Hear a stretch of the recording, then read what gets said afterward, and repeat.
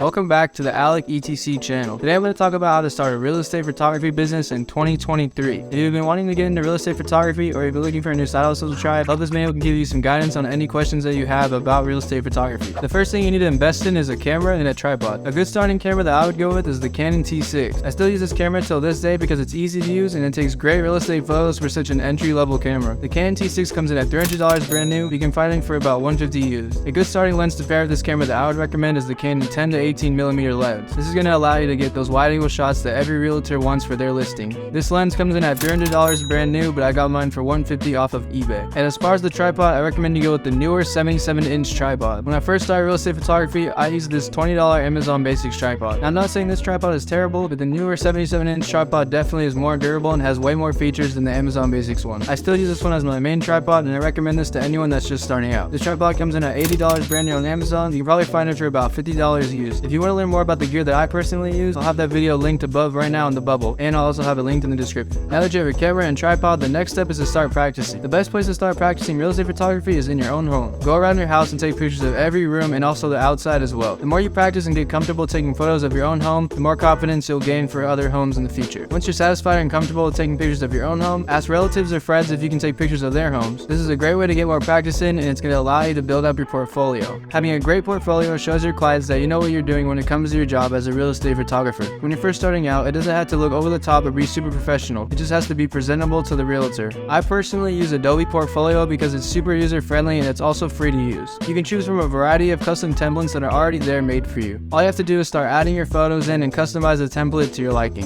I'll have a link down below to Adobe Portfolio, and no, this video is not sponsored by them. One more thing you need to do before you start finding clients is to set your pricing. Pricing is solely based on how much you think you're worth as a real estate photographer and also how much your competition charges in your area. When I first started, I would only charge $100 per shoot because I wanted to get some practice in and also earn while practicing. If you want to start this way, then be my guest, but I would only do this for a couple of shoots just to get some practice in and to add photos to your portfolio. If you really don't know what to price your services at, then just look up some competitors in your area and try and compete with their pricing. Just make sure your pricing is reasonable, and remember you have full control of what you charge for your services. Now that you have a portfolio, pricing, and you're comfortable with your skills, it's time to find clients. The best way to find clients when you're first starting out is to do direct outreach to realtors through Zillow. Go to Zillow.com and type in your area or surrounding areas in the search bar. Scroll through the homes until you find a listing that has bad photos or no photos at all. Go down to where the listing description is and text the number that is located near the realtor's name. In the text, you're going to want to introduce yourself as a real estate photographer from blank area. Next, say that you notice that there aren't any professional photos done for the listing and if they'd be interested in any of your photo services. There's going to be a lot of no's at first, which is fine, but I promise if you keep reaching out, you're going to get at least one yes. If a realtor asks how much you charge, tell them your pricing for basic photos and send over your portfolio to them. The best part about Zillow Outreach is that over time, you're going to build a list of recurring clients. These realtors already have your information from you texting them, so they know that you're ready to work.